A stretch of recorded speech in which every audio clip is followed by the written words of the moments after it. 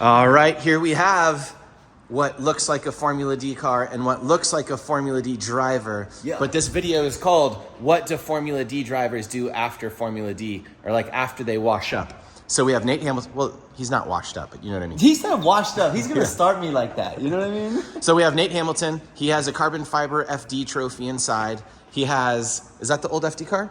Yeah, this is the old FD car, getting a new livery on it real quick. He has an FD car sitting there, and then this is his new, I'm gonna make a guess. I'm gonna say $200,000. Dude, you're really close. Oh, more?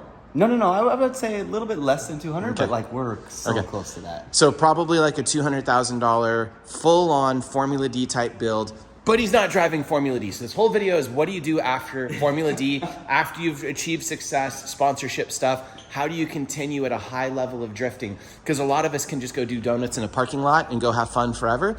But if you've made it this far and you have a shop and you have employees and you have all this stuff, you have to continue and make things better. So explain to me what this car is, what you're doing with the car, how you convince someone to give you a bunch of money to go drifting and be a pro. Yeah, this without doing Formula D. Without doing Formula D. Go ahead. Yeah, so this car was literally just an idea that I had, meaning I've been in the 240 my whole career. I've been in the LS platform damn near my whole career, right? Like as a young kid, I did SRs and just a few random things, but LSs have been like my bread and butter. So this concept was a Toyota with a JZ engine, which I have no experience with. So I literally was trying to feel something different in drifting. And this is kind of my vision coming true here. Cool. Yep. So how do you end up with this? Like, why a new GR? Is it a GR or BR? Yeah. It's a new GR86. So this was a 2023. It was actually a premium package. We were able to kind of get from Toyota themselves, and then we turned it into a full-blown race car. But quick backstory was Accelera Tires and we had been in a partnership for 3 years. And when that contract ended, I basically presented like an idea, a concept, a goal to hit, and it really aligned with their goal. And so I was like, hey, let's build a whole new race car. This will be good for X, Y, and Z. And then they were just like, yeah, let's do it. And then the hard part began. You know what I mean? Like, so actually getting someone to fund the project seems to me as the easy part. And then actually outsourcing and working to fully build this whole car to what you see today was actually a bit more difficult, you know? Most of us find the building the car part easy and the finding the money part hard. That's amazing. You're good, at the money part. So, and that's been kind of a synopsis of my whole career for you guys watching this for the first time who don't know who I am. It's like, I'm a creative. I started screen printing. I would go drifting for fun. So I was never your mechanic. I never was a super car nerd. Like, I was just much more of a driver. I started skateboarding. I started drifting in parking lots, and I just loved the action of it all. Turning wrenches was never my thing. So yeah, same as me. I do it for enjoyment sometimes, but when it matters, it should not be me. When it matters, we need Adrian. So I guess there's so many different ways to go. First of all, how much power does it make? What is it? Is it a 3.4 liter, a 3 liter? It's a JZ, obviously. Yep. So this one, thankfully, I was able to call Rad Dan. So Dan took a year off of Formula Drift at the same exact time that I needed a really creditable engine that I knew would last. So I just basically purchased a Rad Industries 3.4 liter 2J. And it basically had all of Dan's math. So I kind of expedited what I would consider to be the difficult part to make an engine run healthy. So thank you, Dan, for that. And then, yeah, dude. So yeah, 3.4 2J. What was your second question? Or where I don't remember. Yeah. I guess how much power does it make? Tell me more about it. That's right. Engine. So I've driven the car about 1 time on a track, and then 3 times in my backyard doing burnouts. So long story short, we've had it on the dyno once. We did max our D-Works fuel pumps out. We were running the 300s versus the 420, and it made 780 to the wheel. So yeah, I think on its first tune, it did really well. So 780 for me coming out of a 620 over here on the LS stuff was a great start for my season. I know Dan gives me numbers 780s, 880s, 910s, but I'm not, like you guys mentioned, right? I'm not running pro or anything. So my goal with this is to keep the car loose, fun, demos, try to win some LZ events for fun, but just get to know this platform. All right, so let's talk about the next thing real quickly. Why a new Toyota? Did you feel that an old chassis was not marketable and someone made you do it? Is that what goes on? Okay, quick backstory, dude. Literally, I've been in Nissan my whole career, and I think, Aaron, you know a little bit about this, but like when I was younger, Chris Forsberg, like I coined it as raised me, right? So between Jared Deanda and Chris and those DA boys with Vaughn, like when I was young in XDC, they were just mentoring me. So I always looked up to Chris, and I think Aaron has a video somewhere in his past where he's seen my 370Z. So I almost built like a pro 370Z. When the lust of that kind of faded, I was trying to find something that honestly would set me up for the future, right? And when I look at Toyota and I look at what they're doing in motorsports, I'm like, they care, right? Where Nissan was a little bit tougher to get on board as far as like a factory support. So I wanted to specifically lean into Toyota, and that's where when I reached out to Toyota, the new GR86 was of lust, and so that's how we got one of these.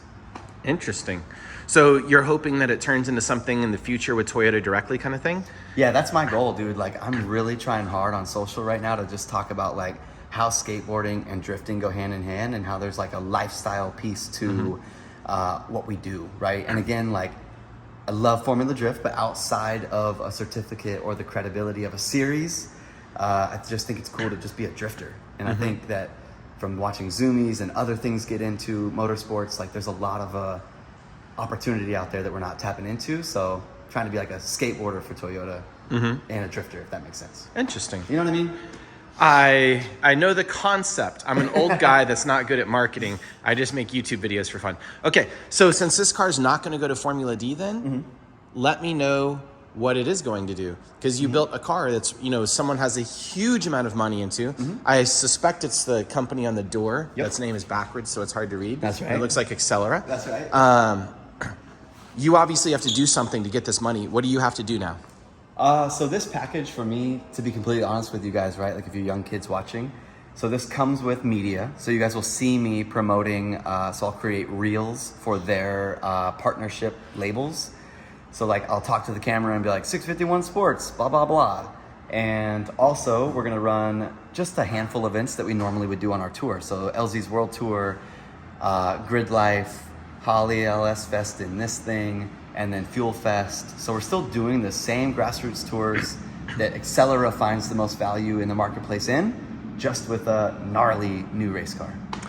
So I'm starting to think that this is like a lifestyle thing now instead of like a competition style thing. Yep. So you have successfully built a competition car to go do lifestyle events and get paid without having to win and compete. So every time you go out, if this thing runs and you look cool, you win basically. Yeah, literally. And that's why I mentioned like freeing the car up, right? Like at your demo in a few days, like just the car's gonna be buttery. I'm gonna learn the characteristics of it.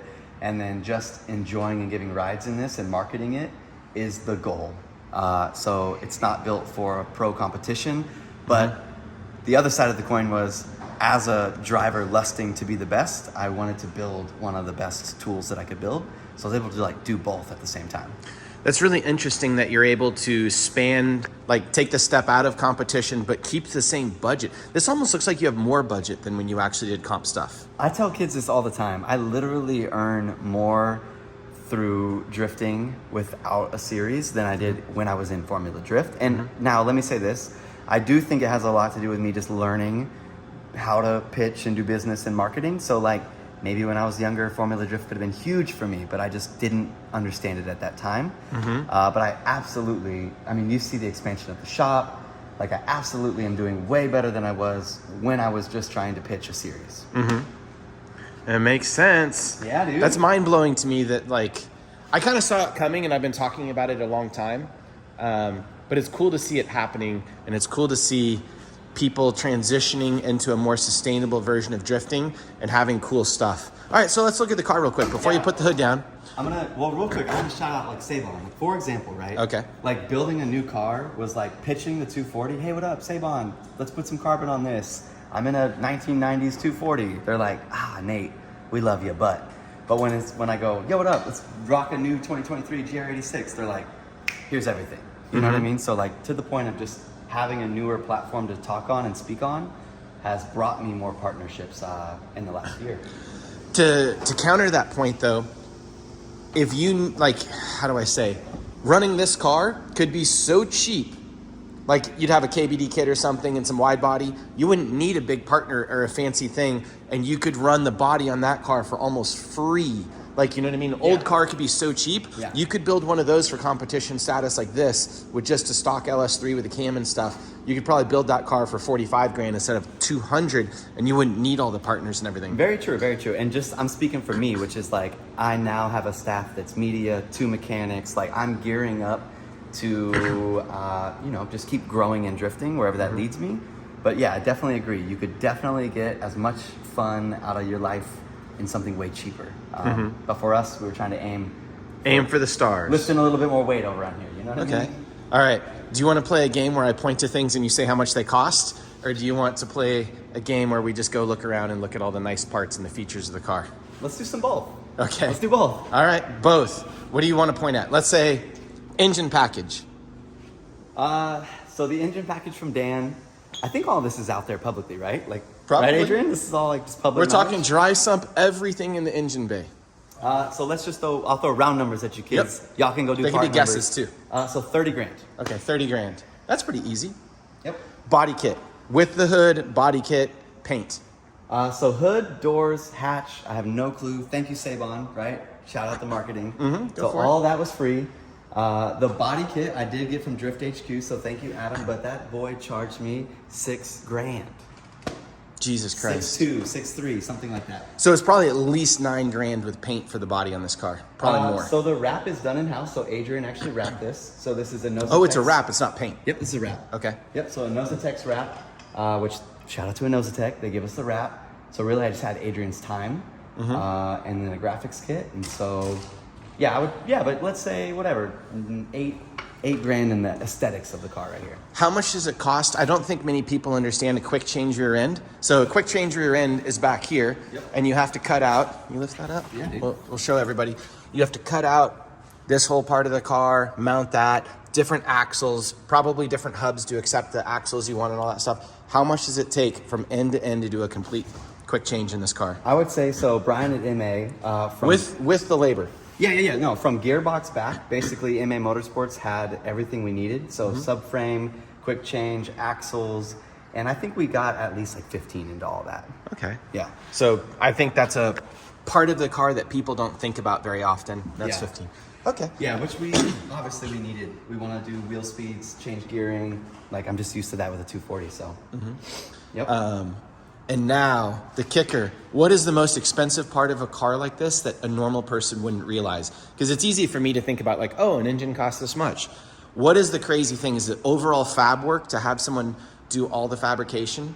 You know, spend a year building the car? Yeah. Or what is I mean, I think it's just like, for me personally, it was like on my spreadsheet, I was like, big item, big item, big item. Holy shit, we're about to spend whatever, right? Like 60 on these big items. And then it was like every line, every nut and bolt, every single like accessory, the wiring of the car, AE race, right? So like to wire this car was 10 grand. You know what I Jesus mean? Christ. So it's like all of the nuts and bolts of this thing was the most expensive part of the car, where some of the heavy lifting items were accounted for, but it was like all of the little details to come where I was like, damn, this shit's adding up. Is this thing powder coated? What is this? Or is it just the steel it? Steel it, yeah. Okay, it's steel it. So we're year one. So Russell down at Walker Pro Motorsports did the fab on this, or most of the fab, I should say. Shout out to Connor at Continental Customs. He came through and buttoned up a bunch of stuff. But with the year one stuff, we just wanted to steel it. The 240 is powder coated, which I do love that because I can still eat off the bottom of that thing. But I think just for getting used to this thing, we just steel it right now. Cool. There may be a world where we break it all back down and powder coat it one off season, but I actually like the look of it. What do you think? The steel it looks awesome. I love steel Yeah. it. It looks so cool, and I haven't ever done like a significant amount of a car like that. So tell me more about this. Yeah, so we got a lot of shit going on in here right now, but right now we just got a fuel cell, water pumps, PDMs, like all the kind of brains of the car are being like thrown around in here. I kept the stock dash. We got an AIM display. Yeah, just like little custom from Injuku and grip royal on all the kind of aesthetics. I did a Willwood pedal set. I had a floor mounted pedal set. Then I ended up doing a hanging pedal set because I just didn't like the feeling of the floor mounted pedal set. I got a brake bias in my little AC vent over there now. Oh, that's cool. I got my brake reservoirs out the speaker. And yeah, this is a cage kit's like actual roll cage. So from what I know, it went really smooth with Russell, and got a little access panel here. That's funny. It's a pre-made kit with how much fab work goes into this car. I know, right? But I liked it, dude. I liked it. Cool. But yeah, I don't know what Chair Slayer was up to, but he had all this already done. Like when I called him, he was like, "Oh yeah, we got one of those ready." It's like, all right, cool. So yeah, what else, Aaron? All of the, other than the front glass, which was actually plastic as well, is Lexan. So all the stuff on the car is Lexan. I think it's plastics for performance, right, Adrian? Plastics for performance? Yeah. Have you weighed this thing? I haven't weighed it yet, no. I should have brought my scales with me. We could have weighed it. That'd have been so cool. We haven't weighed it. We really haven't aligned it. Like we do our trackside alignments on it. And I'm just getting used to this thing. So for those watching, I don't have a ton of seat time in it yet, you know? So you're going to drive it. I'm so bad at plugging things. We're going to be at Circuit of America this weekend. He's going to be doing ride-alongs. I should have put that at the beginning. So spectators can come ride along in this thing. And that is at Circuit of America, March 9th and 10th, I guess. But I'll put up the flyer right here. Yep. All right, let's keep looking around for a second. Now, in most of my interviews, everybody can see things. Oh, maybe we should go up with the car. Let's do it. People like to know all the things that they have no idea about the cars. Like they can kind of know that it makes 800 horsepower and it's got a 2J and everything in it, but no one has built a car like this except, what, 40 people in America or 100 people in America? And the GR specifically, I think Papadakis has it going on over there. Yeah. Who else has got a pro one like this? Oh, I just meant pro cars in general. There's not that many of these cars in the world. Yeah, for sure. For sure. And he's been doing it for so long now. God, isn't it crazy you're no longer the young kid? Dude, it's gnarly. I still am trying to hang on to it though, you know? Yeah, but like, you got a kid. Are you 30 yet? Oh yeah. Oh, you're over 30? I remember you were like 16 when you first started driving. Yeah, dude. I've been driving somebody asked me, I was like, I think 21 or 22 years of drifting. You're like, oh my God, I need to do something with my life. Okay, the underside of this car. All right, we have a BMW rack, which is cool. Look at the fancy dry sump, billet stuff, pan, fancy exhaust manifold. Start pointing stuff out. I've only looked at it for 10 seconds. So. Yeah, no worries, no worries. I mean, we got a lot of vibrant stuff, right? So we got their HD clamps, so these have some play in them, which is nice to not obviously like have them. Oh, like the Wiggins style thing. Those are so cool. Yep, and then obviously daily dry sump, like you mentioned, E46 rack from JM63. Josiah at FDF really helped Adrian and I think through all the suspension. So this is, let's call it not a production piece right now. So this is kind of a one-of-one kit that we're trying to do some testing for Josiah on. But yeah, a lot of billet stuff, Willwood brakes, Fitment Industry sends me rays or gram lights. Ooh, look at all those weights. What's going on here? Yeah, we balanced the front wheels. How crazy, right? That's funny. Yeah, and then from there, we really just worked with Dan to package. We have a little 7 1/4 ACT clutch, the 4-speed gearbox, again, like titanium exhaust. If y'all can't see this, it's like an oval. It comes from round to oval to make space and then pops back up to round, which is really cool. Yeah, so this is still like, what am I trying to say? Steel, Adrian? Yeah, stainless. Yeah, this is still stainless that goes into the titanium stuff. Interesting. Yep. Why'd you do titanium back here? Russell just had some at the shop and Okay. talked me into it. So I think it was the idea of if we needed to pull this thing off at the track, obviously the titanium plus the Cerakote, this thing barely gets hot. So like, you can just kind of 5 minutes later grab this thing. Interesting. And then got a little skid plate. We're running a bunch of lines, all the oil lines. We got the power steering pump back here. And then we kind of move into axles and another rear FDF kit from Josiah. You guys can see the MA. This is the Bulldog. So we did switch up from the quick change to the Bulldog. What's the Bulldog mean? Whatever the casting on this is, the Bulldog is a separate brand from Winters. You know, Aaron, how we all used to run Winters? And you remember at Rad Dan when he popped his shit at the LZ World Tour? Or when we were like just messing around in the backyard and he broke his whole rear end? That was like a casting issue from Winters. So then this company came out of the woodwork and basically we not necessarily were forced to, but we just needed a plug-in style unit and this worked out perfectly, so. Yeah. And then we got the PWR like radiator with the drift module, brushless fans. I mean, again, dude, I was telling Aaron off camera, I was able to just take the money from Accelera and feed all the people I love. You know what I mean? So calling Rad, Dan, calling Brian, working with Josiah. I was able to like just call on friends and build a cool race car. That's so nice. What do you think, dude? Do you think this thing's gonna drive well? You think I'm gonna do well in the JZ? Like, what do you think about it?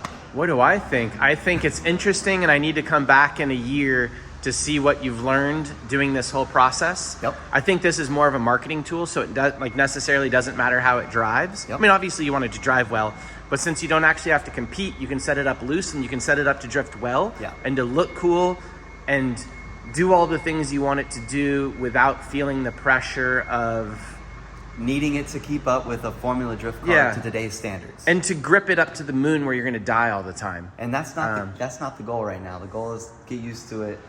Yeah. Like load the engine up on the 780 that it was happy on and just like burn some tires, you know? So I guess what's more interesting about this is your media distribution, where you're going to post, how many views you're going to get, and then if 2 years, they're going to want you to build a Ferrari because you did so well, or they cut you off kind of thing. Because that's the thing that's constantly happening in drifting, which is someone builds something crazy, someone's going to the moon with it, and then it does some crypto crash thing where, you know, like they crash and burn because they're not doing well enough. Yeah. You've been around it so long that you've seen that, and you know what I'm talking about. Yeah. So it'd be cool if you make good use of this thing, and if like the LZ tours are interesting enough to the sponsors and all the lifestyle events.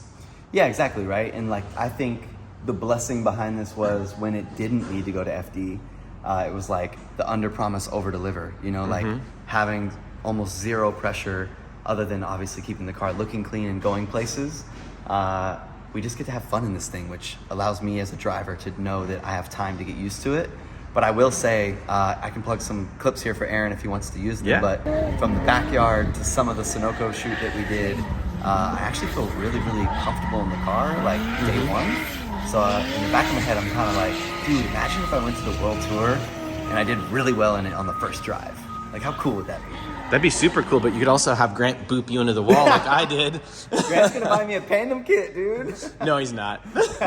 No one's gonna buy you a Pandem kit when they crash Absolutely it. not. Hell no, that's not how it works. But yeah, I just want to like take it for what it is and have fun with it. And I'm proud that we built this car. And now the fun part comes for me, right? Because now I get to actually just start driving it and getting it out there in the world. And like Aaron said, the first time we're taking this thing out, when you dropping this video, like now? Hopefully tomorrow morning. Okay, beautiful. So if you guys are watching this, we're already drifting at COTA this weekend. So Super Lap Battle, Lone Star Drift. Something else that's interesting, you see this wall of tires, you see the crazy cars, you see this car, he has shop space, he has his other car over there. Kind of like what I do, Nate, whatever he wants to dream up, he can do. I dream up like drift events, I dream up these ride-along events, I dream up Drift Week, I dream up Japan adventures, I dream up like trips to Japan for the winners of my series. It's interesting, everyone gets to make drifting what they want.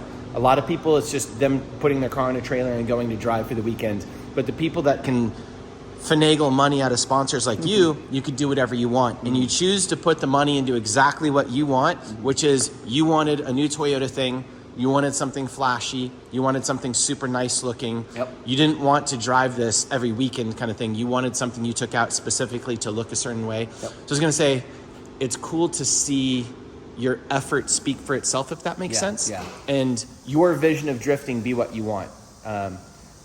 Some people's version of drifting is, you know, like 19 E36s in a yard behind their house that all don't run. Yeah. Your version of drifting is building and expressing yourself through a very nice, expensive, very well thought out, long process. Like you had to stay interested in this thing for years to make this work. It took, with all the pain and fussing and work. It took me and Kaylee, so for those who used to work with Tire Streets, Kaylee was the main rep. She was like our factory direct, if you will. It took me and her almost, I want to say, Kaylee can remind me, but 6 to 8 months to sell this package. Like proposals, meetings, reasonings, proposals, meetings, reasonings, this dude, that dude, to finally get the check in hands to start the process. And then the process took us, I literally think, almost on the nose a year. Like Adrian's got a photo on his phone from when we started to the current moment, and it was like literally a year. You mean the build of the car? The building of the car took us 1 year. The pitch to even get the money to build the car almost took us a year. Wow. So this is like a 2-year thought coming together right now. Now, what's the next stage? What if you could do all this pitch again and get money again? What would you do? You see Adam, he's doing an LZ World Tour and building up his name doing that. Yeah. You see, I don't even know what else to say. Dave Egan is super, what do you call it? Influential in drifting, and he's doing stuff. So this is where, Aaron, I'm actually struggling. And literally I was telling this to my team, which is like, you know, having a goal or having a dream or whatever you want to call it, and then working towards it, there's such a amount of energy towards that, where when this thing came to fruition, I drove it for the first time, I went, oh shit, like what's next? You know what I mean? So I am currently trying to find that. I think right now for us as a company, right, 144 is just like helping drivers more. I showed you around earlier on just like fulfilling for people and trying to make sure the t-shirt printing and the racing go hand in hand, where for a second it could feel that the race car was taking over the printing, and that's never a good thing because the printing is also half the funding for all of this, you know? So, yeah, I'm trying to find the new dream. Like, what would I do next? I would love to like host drift events, right? I'd love to like kind of do 144 days where maybe we can do some sort of collaboration, and I don't know, but just go drifting more. I'd love to find some concrete. You know what I'm saying? Go build something? Build something with some concrete. Man, that's terrifying. I watch everybody else build tracks, and I'm helping 2 different people build tracks, and it just never gets to finished. I know, and both of those people have a lot of money and a lot of like effort and everything else. But and it's still. I was talking to some friends, and it's like, you know, we loved Clutch Kickers, right? Like Clutch Kickers as a series was so fun for so many people, and it was, shout out to the Castleberries, but the Castleberries coming out of damn near nowhere, and then hosting this, right? And it's like, think of some of the OGs and think of some of the core guys, and if we all got together for a long-term plan, like how could we fail? You know what I mean? Well, you can fail because it doesn't monetarily make sense to do any of that stuff. It makes more sense to have the drivers do paid ride-alongs and other things. But what if we were just like, I feel like maybe some of the structure of business was betting on the audience and betting on needing the people to show up. But what if, to the point of this thing, it was all just marketing? Like, what if the funding of the capital to get the thing going was just, here's the plan, here's how we influence drifting, and then if 10 people show up, it really doesn't hurt us. Like, what if? I know that's backwards. No, I was going to say that's exactly what the LZ World Tour is and all this other stuff. It's a bunch of influencers getting together, and the competition doesn't matter at all. Right. They're getting everybody, like, it's already happening. Right. They were doing it from the perspective of it was only the money drawing everybody in, right, and they didn't have the spectators or the viewers or all these other things, so they couldn't monetize it. They were monetizing it themselves through their own checkbook, and they were doing a fantastic job, and everybody loved them and stuff. Dude, it falls apart eventually. I'm starting to find it when you talk, right? So I'm thinking you drive into this piece of land, you got historic monuments where it's like whoever, fucking Forestburg and DA and Lone Star Drift, and like you see this highlight of where drifting was and where drifting is, and there's one hotel on it that we can all party on, and there's a track like Ebisu style that's just, you can drive it every day, practice on it, whatever, right? Like I want something like that in America that's just drift specific. I know a lot of times we got to rent out speedways and all these things, and it would just be so cool. Apple Valley does that pretty well, don't they? You can go any day of the week and become a member. True, exactly. Something like that, but in Texas. You know what I mean? Central. That's a big idea. I'm nowhere near. You could just get a membership to MSR Houston and maybe sneak in or something. Right. Speed Sports was doing it during the pandemic thing. Yeah, and I went to Crescent, and they have houses on the property, and like there's ways to do it, but drifters don't have enough money yet because they're not old enough and set in their ways and all this stuff. We have to get more money into drifting. Yep, absolutely. All right, we're getting off on a tangent, but I was gonna say I love the whatever you can dream up, because again, how much does a track cost? $1 million or $2 million? Just like the construction of it without the land. I just meant just like the paving if somebody had land. Probably a couple $1 million or something. Sure. Yep. That's literally 10 of these things getting built. And there definitely are 10 of those cars being built all the time across the country. Like people are incinerating money. I used to tell Mesker and a bunch of other people, they're like, you're spending $1 million going drifting. Yeah. Go build a track. And they're like, I don't want to work at a track. I don't want to mow the lawn. I don't want to do this. See, and that's me, dude. That's my next goal. Well, right. But I'm just saying, like, there's that kind of money going into drifting in these cars. We could be building facilities. Yeah. I got in an argument with the professional series once talking about how they should build something and they didn't want to build anything. I shouldn't talk about that. Follow. Anyways, cool. Well, thank you very much for sharing the car. I will insert some burnout videos or something as somebody beeps their way past. Is there anything else you want to say? Like, what was the hardest thing about this? What was it? Oh, that's good. What was the biggest failure on building this? Like the biggest regret. Mine is like, I can't get this body on the circle track car, and I've burned at least $6,000 trying to do it. And then this small block Chevy, we're not good at them. So like I dealt with bad machine shops. That car was so cheap to begin with, $7,000 basically, and another grand or two to get it drifting, and it was working fantastic. Yeah. And then I've spent more than the price of the car on some other knickknacks that never even worked out. I think my biggest regret on this one, and for those watching, like this is y'all's community, so y'all are gonna be like, that's the dumbest shit ever. But I think my biggest regret on this was for Adrian and I to not be able to do more of the fab in-house. So now I'm kind of on a kick where I wanna grab some materials, grab some tooling, and be able to do more fab in-house. Just because outsourcing the fab, I think, was kind of, you know, one of the more difficult things, being that I was away from the car. I wish I seen it every day, yada, yada, yada. So just being able to do more fabrication here at 144 was kind of a regret on this one.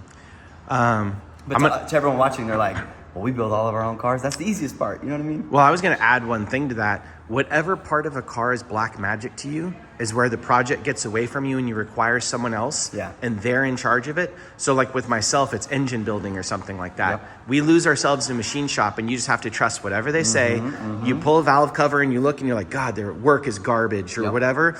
And all you can do is complain and beg. Same thing with the tuning. And if it's the fabrication on the car, it sucks. So whatever part you don't have your hands on, and you can't specialize in everything, but whatever you don't have your hands on often is what gets away with you and gets incredibly expensive, and you can't control the cost. Like most people will hear you say $10,000 for wiring, and like my car doesn't have $80 in the wiring. And it has some time in it. But you know, and realistically, wiring makes no difference in a car as long as it doesn't fail. For real. You know what I mean? All it has to do is not fail, and everything has to turn on. It should be one of those parts of the car that you don't even think about, like the fenders. But again, right, it was like, well, we don't wire here. We didn't know that process. So I'm flying a dude out from Seattle, right? He's coming in here and I'm hosting. Oh my God. Yeah, like we really went for it like that, because I called Link and I was like, hey, need some help with this process. They linked me up with AE Race. Tony came down and we just like did it the right way, but we did it the most expensive way. And I mean, obviously it works out, and this car's super smart, and I press one button and it manages itself. So it's like all worth it. But again, to your point, right? There's also the problem, if you need to troubleshoot that, you need that same guy back now I'm to learning, do it. I'm trying to learn all this shit, like for sure. So, but yeah, to your point, I think when you have to outsource stuff, it becomes the friction of the project. And it'd be nice if you could just do it all in-house, like some of the boys watching can. Also, one other thing, you learn after years of doing this, and then he's going to learn years after doing this. Do you think there's going to be another step to the car? You're going to be in some 2,000 horsepower, you know, like R35 GTR Ferrari in the future? No, I don't think so. Not unless someone puts me in it, but I definitely love the simplicity of this with the complexity of this, and then obviously with the JZX90. Just like, I feel like I've got the array right now, and I'm happy with it. So I don't think I'm going any further than this thing, you know? Okay. Makes sense. This is also my parting thought, is this is just like making life more complicated. It was a more expensive car with a super expensive body kit, with a super expensive motor that's turbo and more complicated. Everything is more complicated on this car and fancier, but it does literally the same thing as this one, has probably the same steering angle, the same amount of horsepower.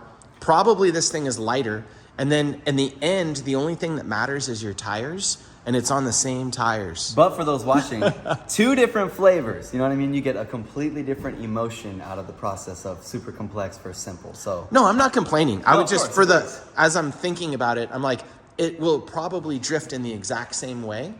And it will not be any faster necessarily, any crazier. It'll make better noises. That's right. And it'll look cooler, which is like, oh, this is one, I keep saying I want to end. I was talking to Andy Gray from Power Vehicles, and he was talking about why he was building one of those Lexus like LCFs, or I forget what the thing is called, but he's like, I want kids to have posters of my car on the wall, and they don't care about 30-year-old Nissans anymore. They care about new stuff, and it needs to be something that kids want to have a poster on the wall. I feel that. But now kids like retro shit. And it gave me a really cool challenge, right? Like it woke me up in the drift world again, because I was finding myself complacent with this thing. Like all I'm doing is changing liveries on it, and it just works, and I'm running laps. But like, I felt like too, I had a lot of success with like the world tours, and I won races, and like I was doing. You're killing it. I'm killing it, right? But it's like, also I want to prove to myself I can kill it in a Jay-Z platform. So like, just setting those chapters for myself to actually go through probably some shit was the goal. So cool. yeah, dude. All right. Well, thank you so much for all your time. Yeah, thanks and for coming taking the through. time out of his busy day. He's a dad, so he has a kid, which means he can't hang out with his kid right now while we're filming. Thank you so much. I'm gonna stare at it for another minute, and then I'm out. I gotta go see my kid. Bye.